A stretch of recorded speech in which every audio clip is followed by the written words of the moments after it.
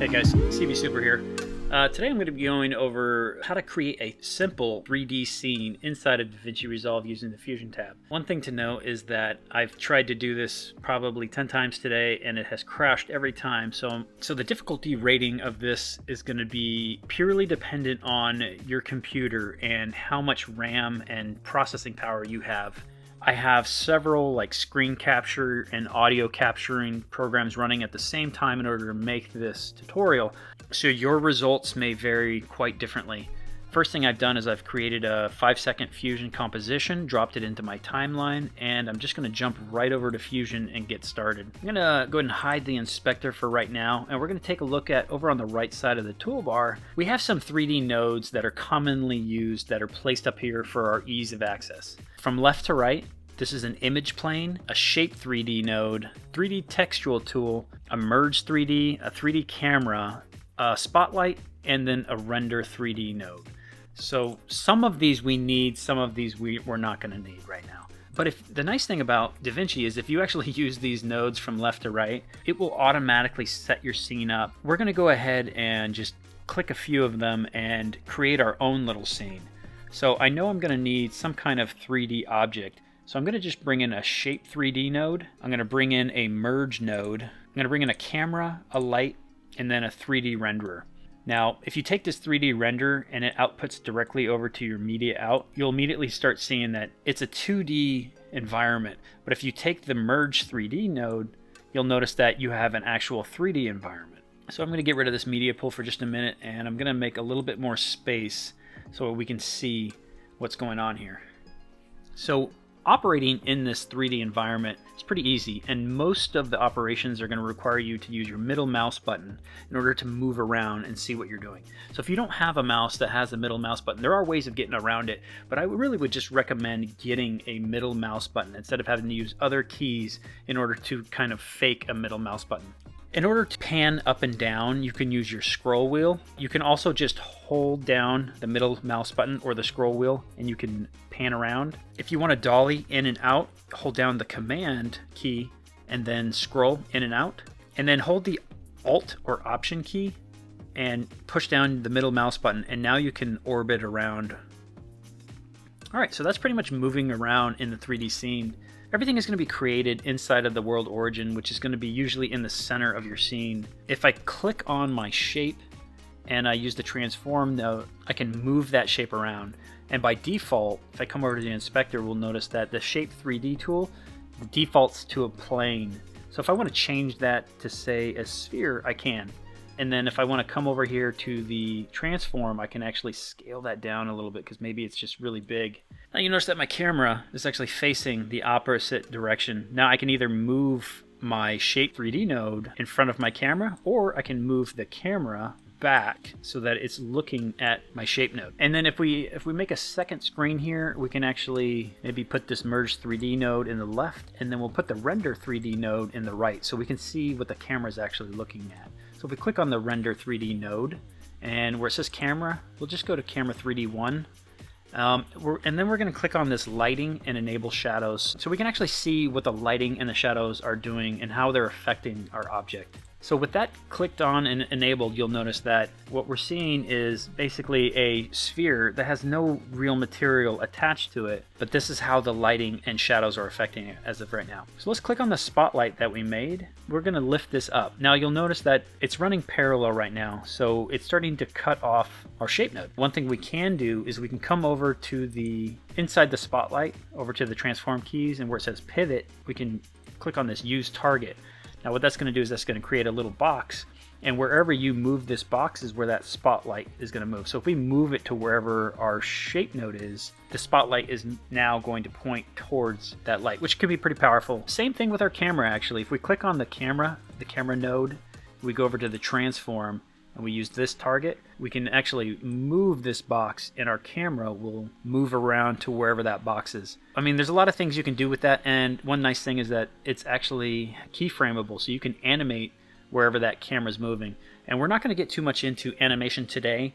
This is just going to be like part one of, I don't know, a 100-part series where we talk a little bit about 3D. And there's going to be several different things, like you can animate your camera to move around the scene, to do flybys. You can animate it on a path. You can have it project. You can match move. There's so many different things that the camera can do.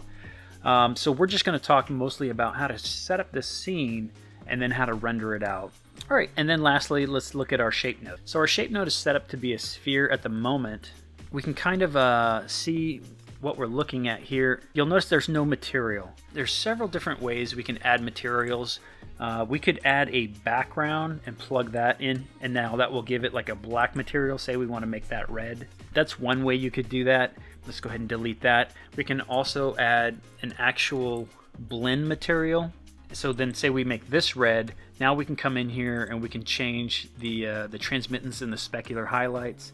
Maybe you want to make that specular highlight, which is that little white reflection, if you will. It's not really a reflection, it's a specular highlight, but we can go ahead and drop the intensity, or we could soften it up a bit or widen it. There's a bunch of different things that you can do with each one of these materials. I just want to show you that you're just not limited to just throwing on specific colors. If we come over here to the media pool, there is so many different things that we can do. Say if I grab this texture, it's just a grunge concrete texture, and I plug this right into that blend material, it'll automatically load this texture. Now, one thing you'll notice is that it's not covering the entire sphere, and it's not covering the entire sphere because this texture actually isn't large enough. So if I shift space and start typing in a transform, I can actually size this up and make it larger. Now, of course, when you size anything up, right, it's going to probably make it a little bit softer. But if this gets you where you want, then, you know, by all means, do it that way. Just know that when you start dealing with larger textures, it's going to slow down your computer even more. I don't know if you can hear my fans are already starting to work. If I change the color back over to white, now it's just going to be the color of whatever my texture actually is that I plugged in. So we're going to just leave it like that. I'm going to go into all of these other textures and how to use them a little bit later. I will just show you real quickly that it's pretty easy to change around textures. If you were creating a space scene like I did earlier, you can really get all kinds of different looks really easily just by changing out the textures for your sphere. But let's come over here to this render 3D scene. So one of the things that the 3D is actually doing is it's taking everything that's in your 3D scene and it's rendering it out to a 2D image. So after you've changed it back to a 2D image, one thing you could do is you could create a, say, black background, and then you could merge this 3D object or scene onto this black background. And what that'll do is that'll give you kind of like a nice black background to deal with that isn't really going to cost you much as far as processing power. So now we kind of already have our space scene. And just looking at this, we can see that our spotlight is affecting our shape 3D node. You'll notice that if we come to the spotlight and we come back over to the colors, if we were to change it to red, it's going to start affecting that actual image and make it look red. If you wanted to, maybe you wanted to make it look a little bit hotter, you could. Or if you wanted to make it a little cooler, you could also do that. All right, so inside the shape node, we're going to come back over to the actual blend. And now that I look at this over here on the right, I can see that that specular intensity is a little too high. I'm going to just turn that down. And I could add more textures to this blend. In fact, I could add a bump map, which this is a normal map, but what we're going to do is we're going to create our own bump map by shift space, type in bump, and we're going to use this bump map 3 BU. Over in the bump map section, because we're using a normal map, we're actually going to change it from height map to bump map. And now we can connect this right to our blend node, and that is going to change the look completely. Now, this isn't actually changing the geometry, it's creating fake geometry. If we wanted to create real geometry, what we would do is we would use a displace node after our shape 3D node. Let me go ahead and save it because I haven't saved it in a little while, because there's always a really good chance that it's going to crash when I do this. So with the shape 3D selected, I can shift space. We want to use the displace 3D node. Okay, and we want something to actually drive this displace node, so let's bring this normal map back in, plug that in, and see what we've got going on. So that's a bit much, right? That's not necessarily the effect we were going for. If you were going for a really jagged asteroid, that might work pretty well. So we can come into this displace node and we can turn the scale down all the way, and it'll basically turn that effect off. And then we can just turn it up just a little bit, just to get a little bit difference in geometry. In order to get like a true rendering of what is actually taking place, we're going to have to raise up the subdivisions quite a bit. So if we just take these subdivisions up, now you're going to see that it's going to give us more geometry, and this is actually a little bit more representative of what that displace node is really doing. And so the scale is going to have to be very low and very minute in order to actually get a pleasing effect.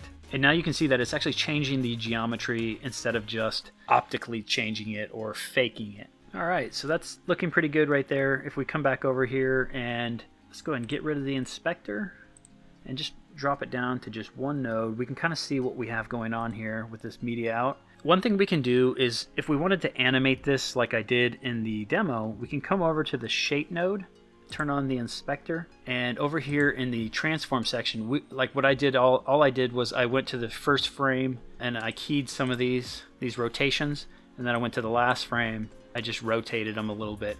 Now what that's going to do is that's going to explode your computer and it's just going to blow up, probably catch on fire. But if you survive that, the nice thing about it is that it's going to animate over time. Now you see that it has like this little, it's going to have this little convergence zone, and we all know what that looks like.